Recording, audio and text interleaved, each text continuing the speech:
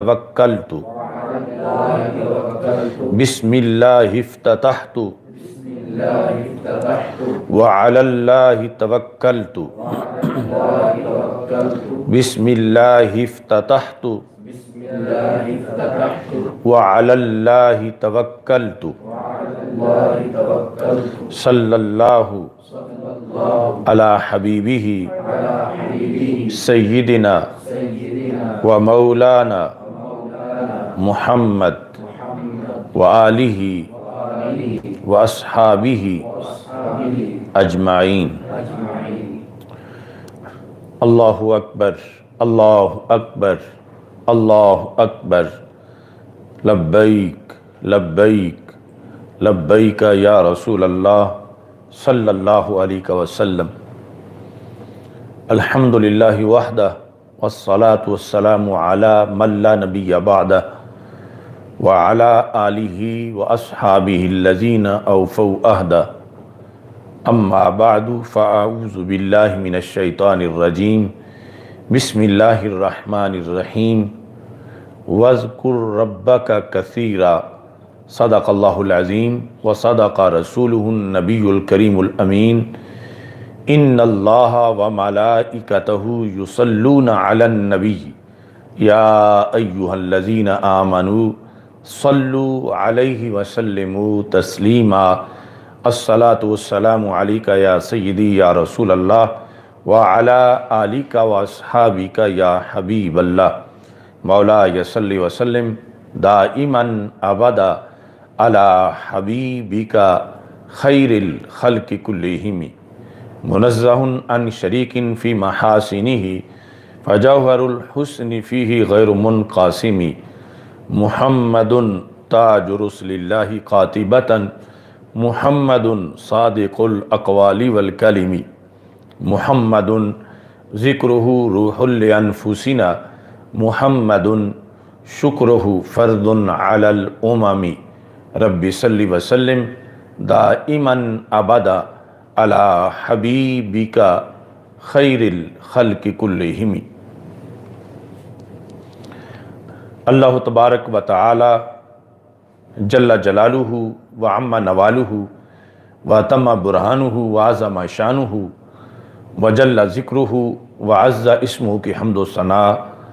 اور حضور سرور کائنات مفخر موجودات زینت بزم کائنات دستگیر جہاں غم گسار زماں سید سروراں حامی بے کساں قائد المرسلین خاتم النبیین احمد مجتبیٰ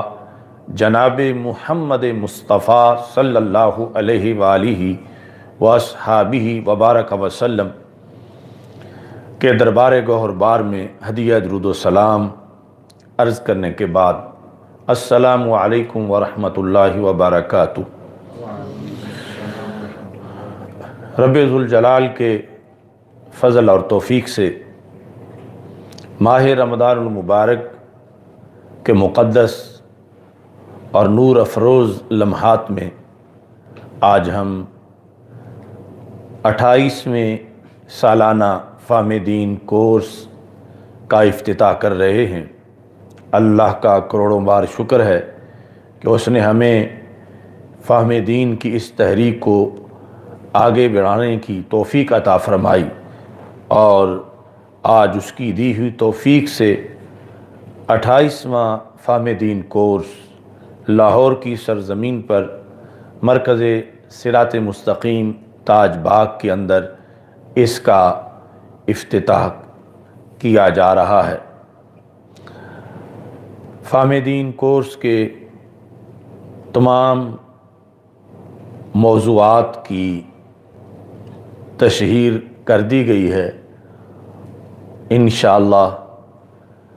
اپنے اپنے موقع پر بڑے منفرد اور اچھوتے موضوعات پر فہم دین کورس منعقد ہوگا۔ اللہ تعالیٰ سے دعا ہے کہ خالق کائنات جل جلالہ ہم سب کو صحت و عافیت کے ساتھ اس کورس میں شرکت کی اور سننے سنانے کی توفیق عطا فرمائے۔ جتنے لوگ بذریعہ نیٹ پوری دنیا میں اس کورس سے استفادہ کرنے والے ہیں، میری دعا ہے خالق کائنات جل جلالہ سب کو اجر عظیم عطا فرمائے، اور خالق کائنات جل جلالہ ہم سب کو دارین کی سعادتیں عطا فرمائے۔ فہم دین کورس کا آج پہلا موضوع شروع کیا جا رہا ہے۔ آج کا موضوع ہے یاد الہی کے ثمرات۔ میری دعا ہے خالق کائنات جل جلالہ ہم سب کو کثرت سے ذکر خداوندی کی توفیق عطا فرمائے، اور رب ذوالجلال ہمیں اس ذکر سے زیادہ فوائد حاصل کرنے کی توفیق عطا فرمائے۔ لفظ ذکر بڑا ہی مقدس لفظ ہے۔ قرآن مجید برہان رشید میں یہ لفظ مختلف معانی کے اندر استعمال کیا گیا ہے۔ تقریباً 15 معانی ہیں جن میں لفظ ذکر کو قرآن مجید کے اندر استعمال کیا گیا۔ ان آیات کو پیش نظر رکھتے ہوئے ہم اپنی گفتگو کو آگے بڑھائیں گے، اور اسی سے ہی پھر اپنے موضوع کا خلاصہ پیش کریں گے۔ قرآن مجید برہان رشید میں لفظ ذکر سب سے پہلے ذکر باللسان کے لیے استعمال کیا گیا، یعنی زبان کے ساتھ کسی کو یاد کرنا۔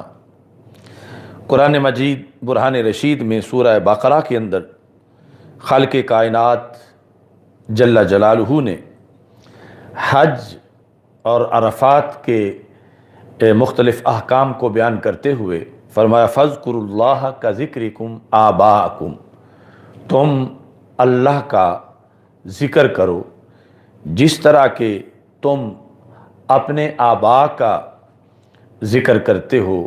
او اشد ذکرہ، یا اس سے بھی زبردست انداز میں تم اللہ کا ذکر کرو۔ اب یہ جو قریش مکہ کو جو ان کا عہد جاہلیت کا ایک طریقہ تھا، جس میں وہ اس موقع پر اپنے آباء و اجداد کا تذکرہ کرتے تھے، تو یہ کوئی بالقلب نہیں ہوتا تھا، بلکہ وہ لسان اور زبان کے ساتھ اپنے آباء و اجداد کا ذکر کرتے تھے۔ تو خالق کائنات جل جلالہ نے انہیں حکم دیا کہ تم اس جگہ اس تذکرے کو چھوڑ کر اللہ کا نام لو، اللہ کا ذکر کرو، اور پھر وہ زبان کے ساتھ ہو اور بالجہر وہ سنائی دے۔ دوسرے نمبر پر قرآن مجید برہان رشید میں ذکر بالقلب کے طور پر بھی لفظ ذکر استعمال کیا گیا۔ خالق کائنات جل جلالہ کا سورہ آل عمران کے اندر فرمان ہے وَالَّذِينَ إِذَا فَعَلُوا فَاحِشَةً أَوْ ظَلَمُوا أَنفُسَهُمْ ذَكَرُوا اللَّهَ، وہ لوگ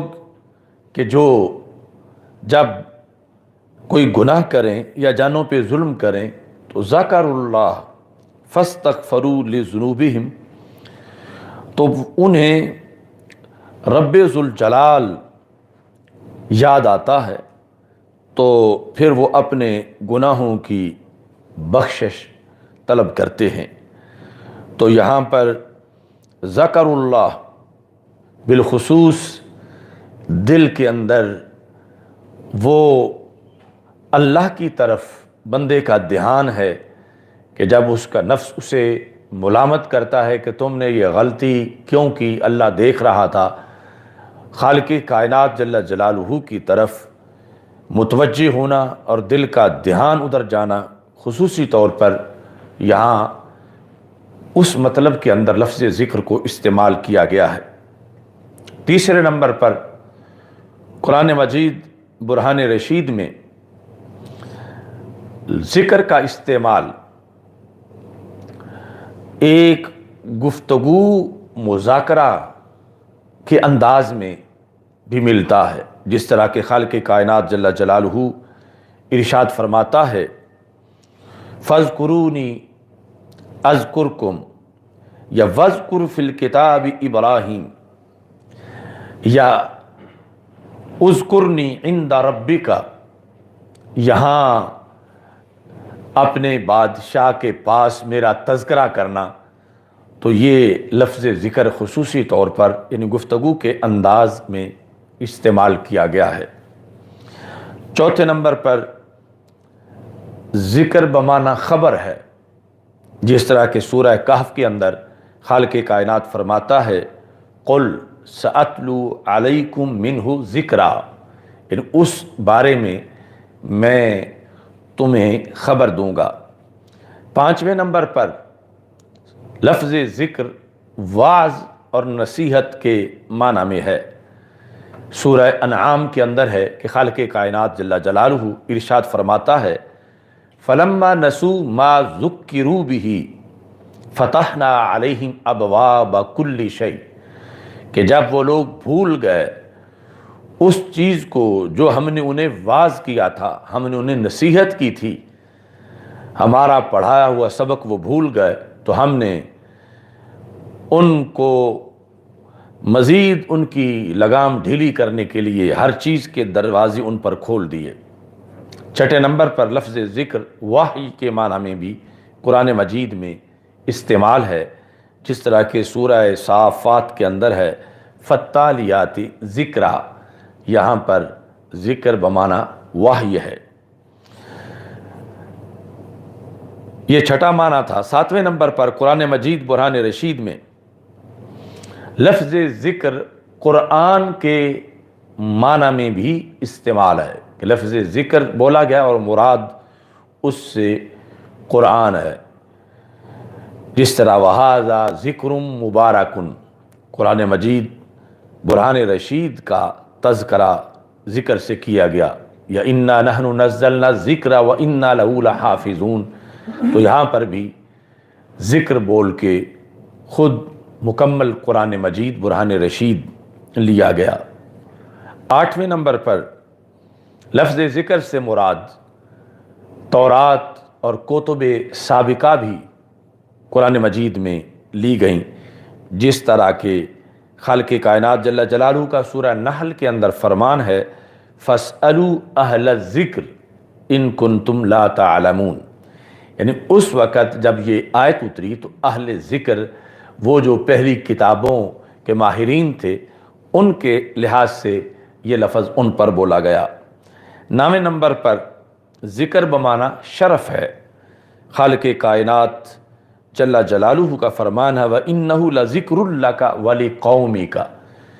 یہ شرف ہے تمہارے لیے اور تمہاری قوم کے لیے۔ دسویں نمبر پر طاعت کے معنی میں بھی لفظ ذکر استعمال کیا گیا، یہ بطور خاص فَاذْكُرُونِي أَذْكُرْكُمْ، کہ تم میری اطاعت کرو میں تمہیں بخش دوں گا۔ تو یہاں جیسے اس کا ایک مطلب پہلے بھی بیان ہو چکا ہے، اطاعت فرما برداری کے معنی میں بھی لفظ ذکر استعمال ہے۔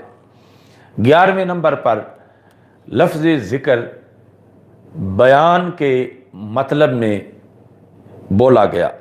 سورہ اعراف کے اندر خالق کائنات جل جلالہ کا یہ فرمان ہے اَوَعَجِبْتُمْ أَنْ جَاءَكُمْ ذِكْرٌ مِّن رَبِّكُمْ، کیا تمہیں یہ عجیب لگا کہ تمہارے پاس آیا تمہارے رب کی طرف سے بیان، تو یہاں لفظ ذکر بول کر مراد بیان لیا گیا۔ 12ویں نمبر پر نماز پنجگانہ کو ذکر سے تعبیر کیا گیا۔ پانچوں نمازوں کا تذکرہ ذکر کے ساتھ خالق کائنات جل جلالہ کا فرمان سورہ بقرہ میں ہے فَإِذَا أَمِنْتُمْ فَاذْكُرُوا اللَّهَ، جب تم امن میں ہو تو اللہ کا ذکر کرو، یعنی یہاں نماز کے احکام بیان کرتے ہوئے صلاۃ خوف اور دیگر جو مختلف مراحل ہیں خالق کائنات جل جلالہ نے فَاذْكُرُوا اللَّهَ یہاں نمازوں کی ادائیگی کے لحاظ سے اس کا ذکر کیا۔ 13ویں نمبر پر ذکر بول کے نماز جمعہ مراد لی گئی، جس طرح کہ خالق کائنات کا فرمان سورہ جمعہ میں ہے فَاسْعَوْا إِلَىٰ ذِكْرِ اللَّهِ وَذَرُوا الْبَيْعَ، کہ تم اللہ کے ذکر کی طرف دوڑ کے آؤ اور بیع چھوڑ دو۔ تو یہاں پر لفظ ذکر سے مراد جمعہ ہے۔ 14ویں نمبر پر ذکر سے مراد نماز عصر قرآن مجید میں لیا گیا، جس طرح کہ اللہ تعالیٰ کا فرمان ہے سورہ صاد کے اندر انی احببت حب الخیر عن ذکر ربی، یہاں نماز عصر بطور خاص اس کا تذکرہ موجود ہے۔ 15ویں نمبر پر سورہ طلاق کے اندر خالق کائنات جل جلالہ کا فرمان ہے اور ذکر سے مراد رسول اکرم صلی اللہ علیہ وسلم ہے۔ ذکر بمعنی رسول،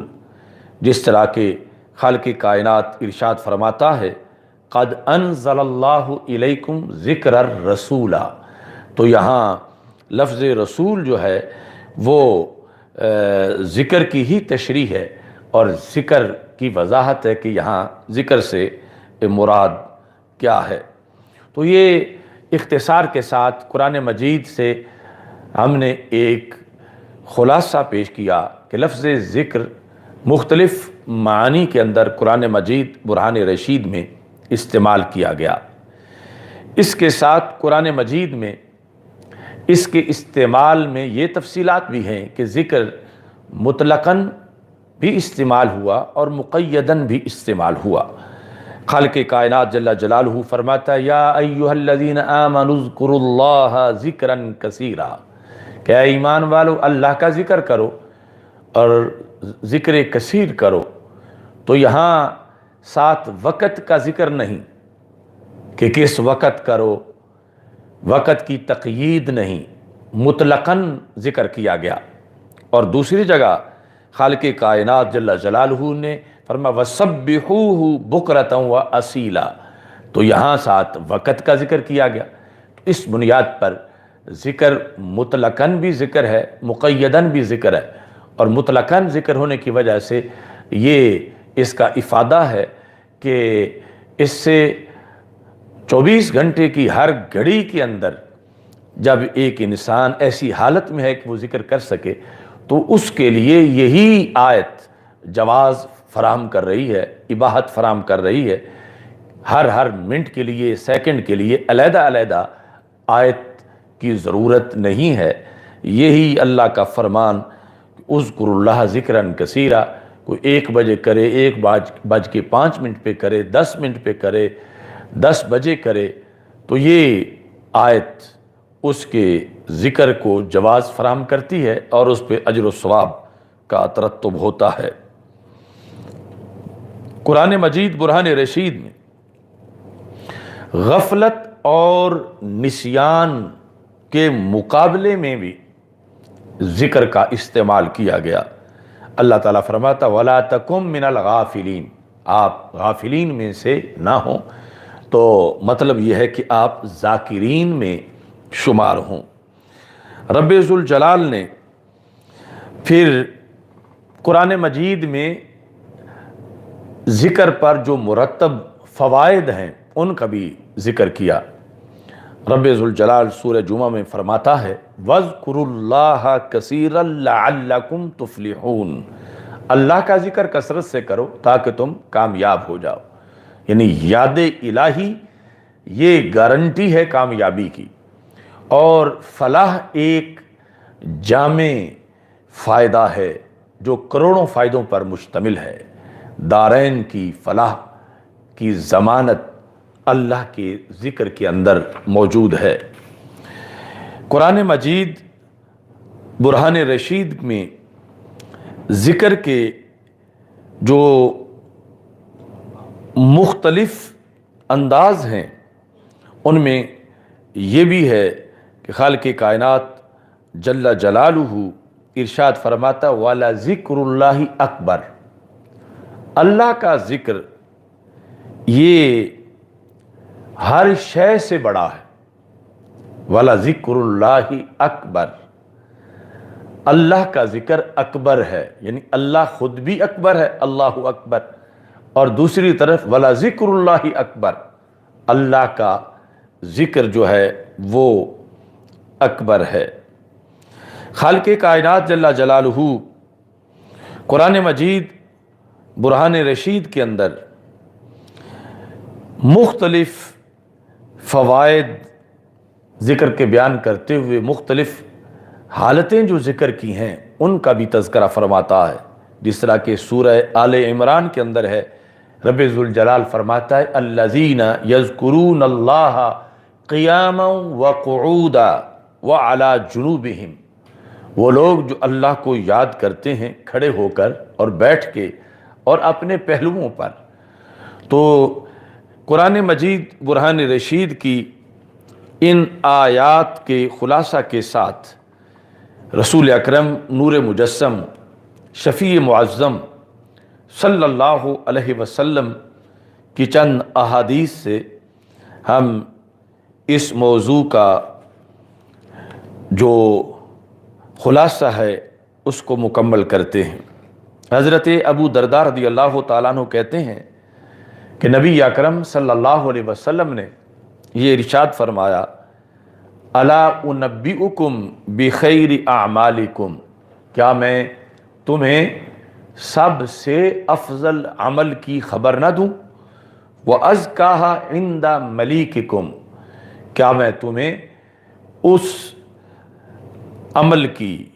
جو سب سے پاکیزہ ہے تمہارے اللہ کے نزدیک اس کی خبر نہ دوں؟ وَأَرْفَعِهَا فِي دَرَجَاتِكُمْ، کیا میں تمہیں ایسے عمل کی خبر نہ دوں کہ جو تمہارے درجات کو بہت زیادہ اونچا کرنے والا ہے؟ یہ کہنے کے بعد نبی اکرم صلی اللہ علیہ وسلم نے فرمایا کیا میں تمہیں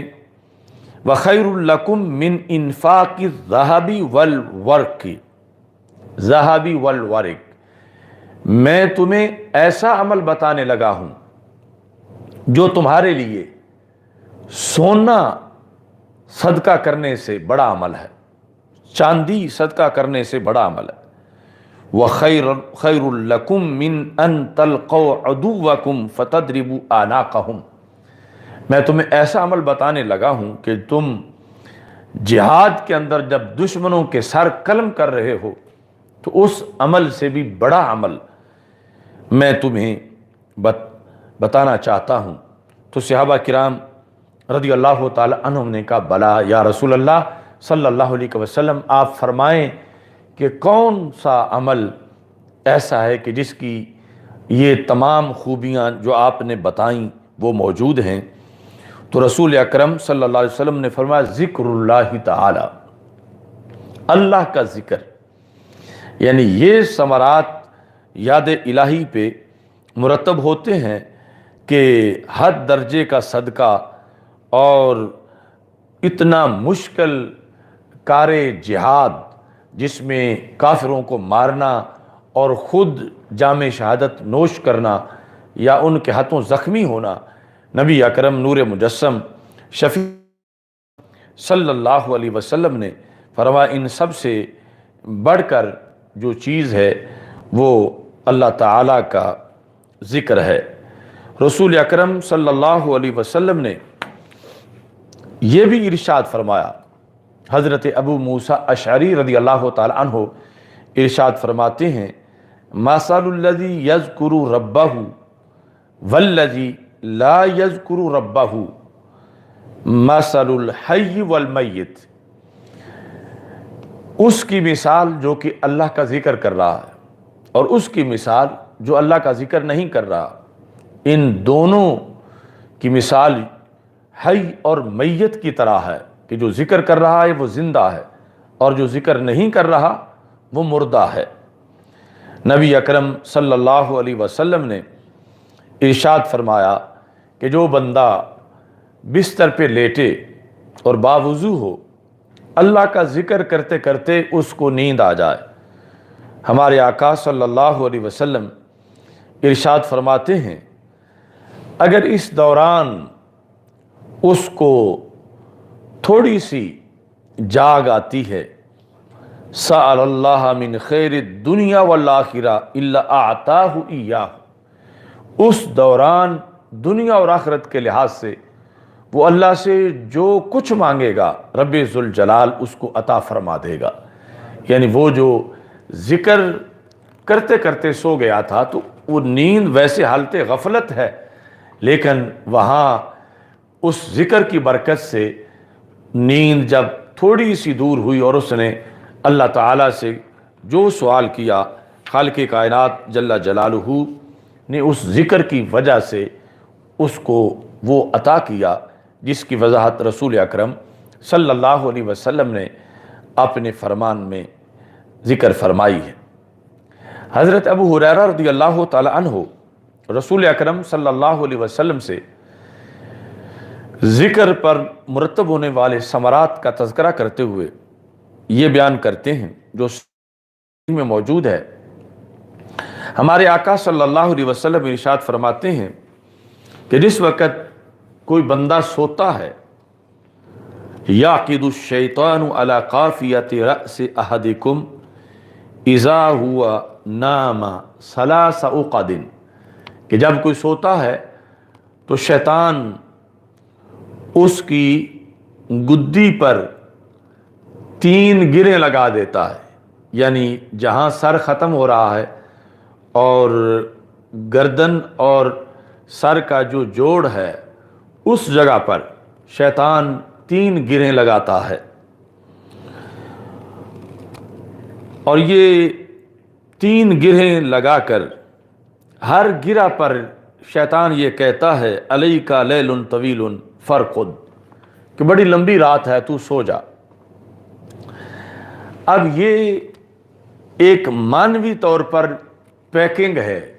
کہ انسان پر غفلت، سستی اور کاہلی کا ایک غلاف چڑھا کر شیطان اس کو سلا دیتا ہے۔ ہمارے آقا صلی اللہ علیہ وسلم فرماتے ہیں فَإِنِ اسْتَيْقَظَ وَذَكَرَ اللَّهَ انحلت عقدہ، یہ جو شیطان گریں لگاتا ہے اتنی سخت ہوتی ہے یہ پیکنگ کہ یہ ٹوٹتی نہیں، اور آپ یہ اندازہ لگائیں کہ اگر شریعت مصطفیٰ صلی اللہ علیہ وسلم کی روشنی انسان کو میسر نہ ہو تو وہ ایک رات کی 3 گریں، پھر اگلی رات کی 3 گریں، پھر اگلی رات کی 3 گریں، تو وہ لوگ کس قدر نحوست کے اندر ان پر تہ در تہ نحوستیں ہوتی ہیں، جنہیں یہ پتہ نہیں کہ یہ شیطان کی نحوست کے بند کیسے توڑے جا سکتے ہیں۔ ہمارے آقا صلی اللہ علیہ وسلم ارشاد فرماتے ہیں کہ جس وقت بندہ جاگے اور جاگتے ہی اللہ کہے تو اللہ کہنے کے ساتھ وہ جو سب سے پہلا بند ہے بنیادی سستی کا وہ ٹوٹ جاتا ہے۔ یعنی شیطان کا مقصد ہے کہ وہ انسان کو سستیوں کے پردوں کے اندر دبا دے، اور یہ اللہ کے ذکر کی پاور ہے کہ اس سے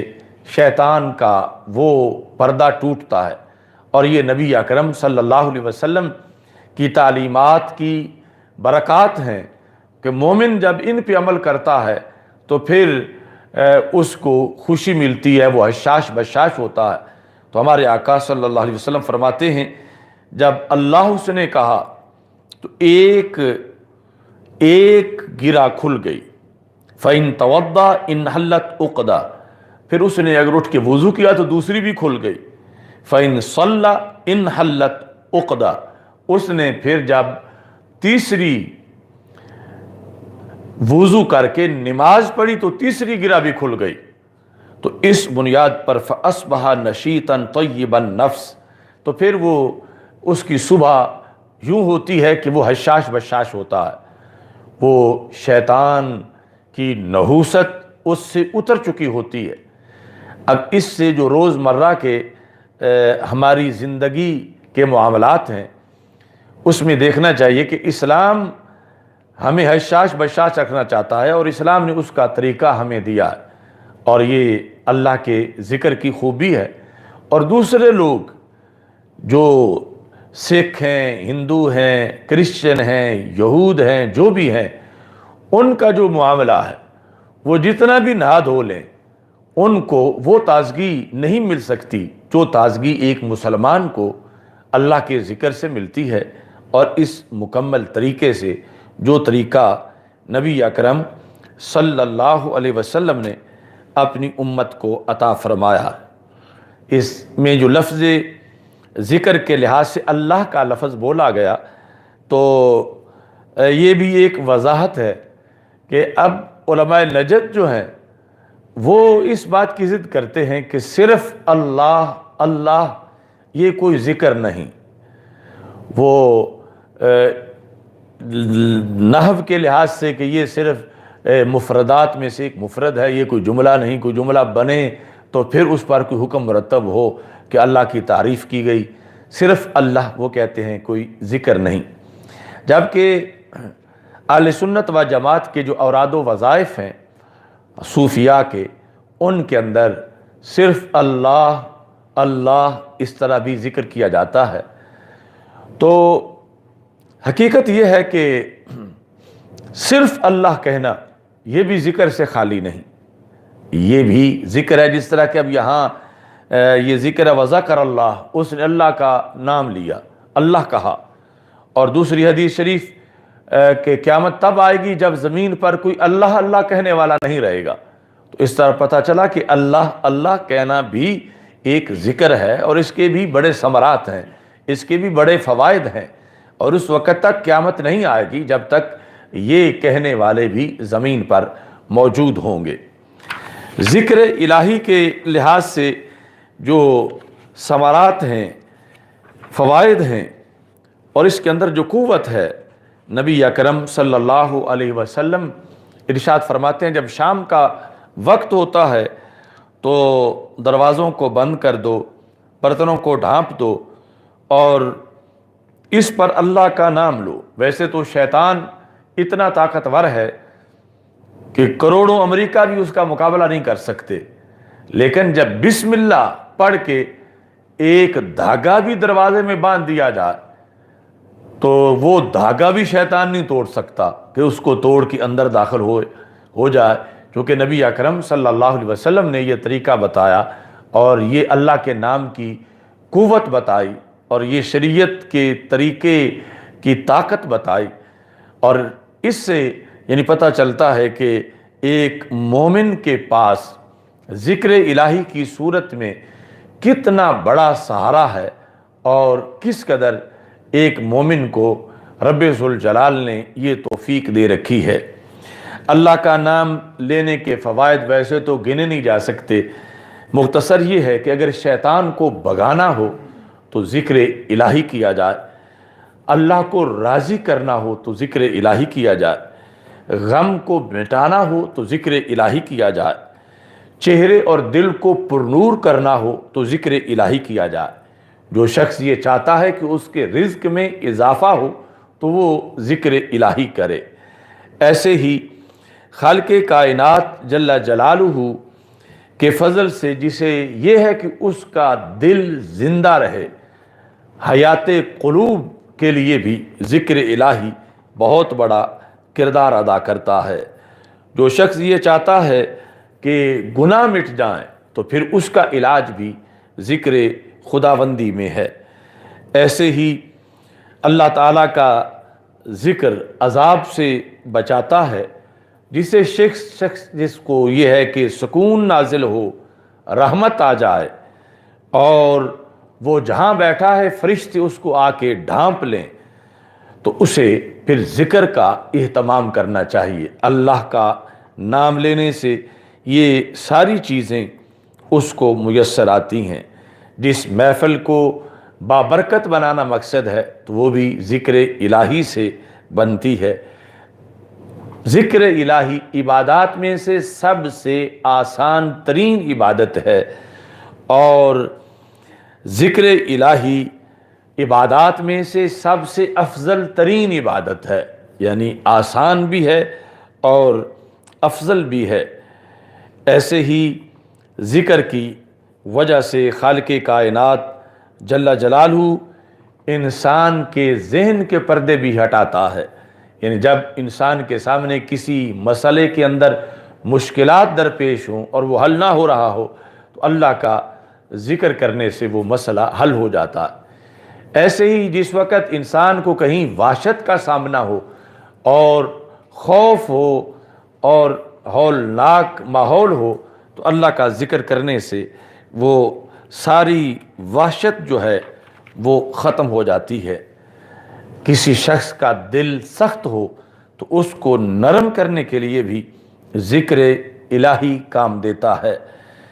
ذکر انسان کو طاقتور بناتا ہے، یعنی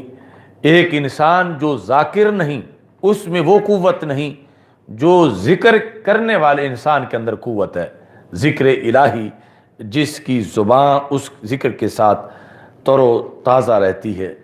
ذکر الہی قیامت کے دن جنت میں سبقت کا کام دے گا کہ جب ترتیب بنے گی تو جو زیادہ ذکر کرنے والا ہے اس کو رب ذوالجلال پہلے جنت بھیجے گا اور اسے پھر خالق کائنات جل جلالہ کے قرب کے اندر بھی اقرب مقام جو ہے وہ میسر آئے گا۔ ذکر جس وقت کیا جاتا ہے، جس مکان میں کیا جاتا ہے، وہ مکان بھی ذکر کی وجہ سے فخر کرتا ہے۔ جس زمان میں کیا جاتا ہے وہ زمان بھی فخر کرتا ہے۔ اور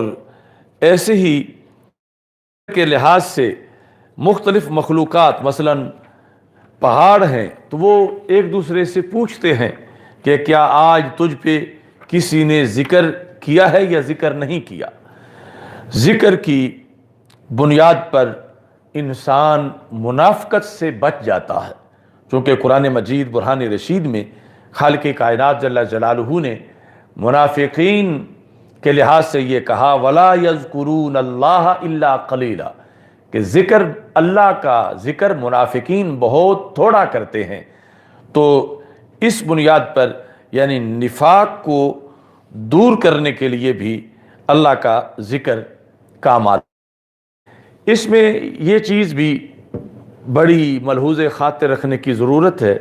کہ ذکر جب زبان سے ہو تو انسان کا دل غافل نہ ہو۔ اگر انسان کا دل غافل ہو تو پھر ایسا بھی ہو سکتا ہے کہ زبان کے ذکر کے دوران دل کی غفلت انسان کے لیے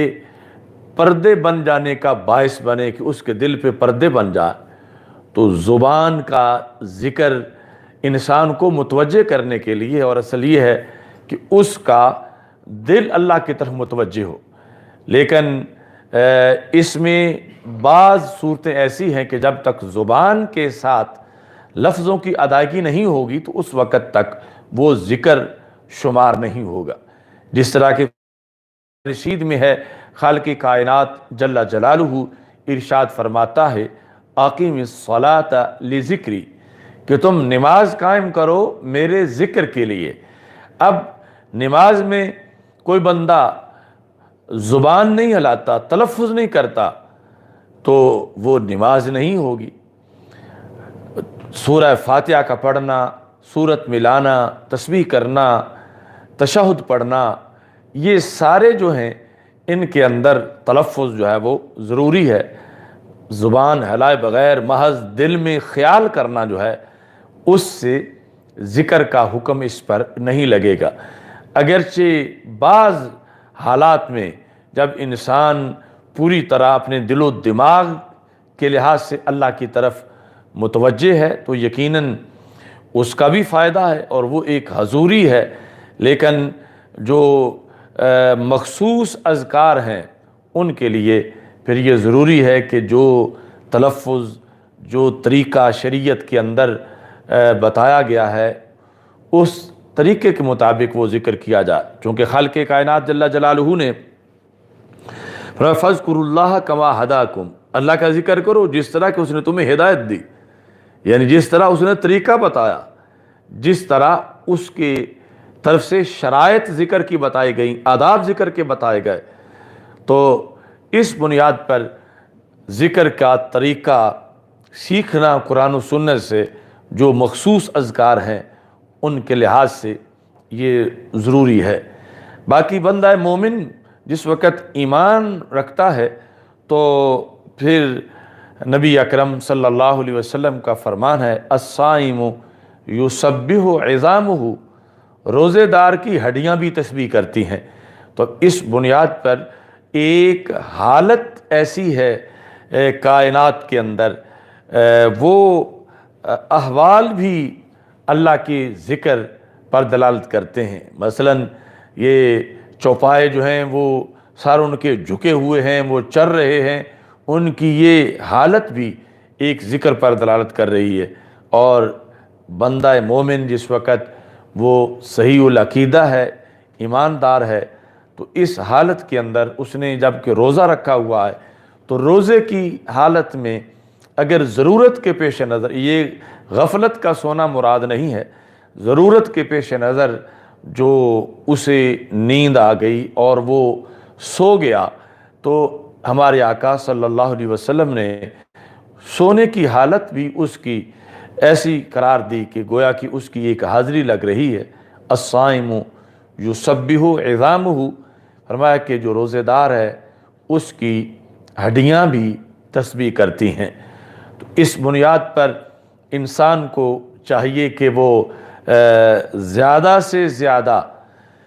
ذکر کا اہتمام کرے، جس جگہ پہ کرے گا، جس مقام پہ کرے گا، وہ جگہ بھی قیامت کے دن اس کے حق میں گواہی دے گی، انسان کے اعضاء بھی گواہی دیں گے۔ اور اللہ کا نام تذکرہ جس طرح کے پہلے ذکر کیا، سنگل لفظ اللہ، امام راضی کہتے ہیں کہ قیامت کے دن جب ایک شخص کو اللہ بخشے گا، جنت دے گا، تو وہ کہے گا کہ اے اللہ مجھے تو میرے عمل میں کوئی ایسی چیز نظر نہیں آ رہی کہ جس کی بنیاد پر اتنا بڑا انعام مجھ پہ کیا گیا۔ تو خالق کائنات جل جلالہ فرمائے گا اما علمت لیلۃ قضا و قضا، تمہیں فلاں رات یاد نہیں ہے کہ جب تو سویا ہوا تھا، وتقلبت من جنب الی جنب، اور تو نے سوئے ہوئے کروٹ لی اور کروٹ لینے سے تھوڑی سی تیری نیند اکھڑی، اور اس دوران تو نے اللہ کہا، صرف لفظ اللہ۔ اس سے پہلے بھی تو سویا ہوا تھا اور اس کے بعد بھی تو سویا ہوا تھا، دو نیندوں کے درمیان وہ جو چھوٹی سی بیداری تھی، اس کو وہ تیرے ریکارڈ میں نہیں، تجھے یاد نہیں کہ تو نے اس وقت کیا کہا، لیکن میں نے اس ایک بار لفظ اللہ کی تلفظ کی وجہ سے جو تو نے اپنی زبان سے بولا، تیرے گناہوں کو بخش دیا اور تجھے جنت عطا کی۔ میری دعا ہے کہ خالق کائنات جل جلالہ ہمیں زندگی بھر زیادہ سے زیادہ ذکر الہی کی توفیق عطا فرمائے۔ وآخر دعوایا ان الحمد للہ رب العالمین، الحمد للہ رب العالمین، والصلاة والسلام علی رسول الکریم۔ استغفر اللہ، لا الہ الا اللہ وحدہ لا شریک لہ، لہ الملک ولہ الحمد وہو علی کل شیء قدیر۔ وصلی اللہ تعالی علی حبیبہ خیر خلق سیدنا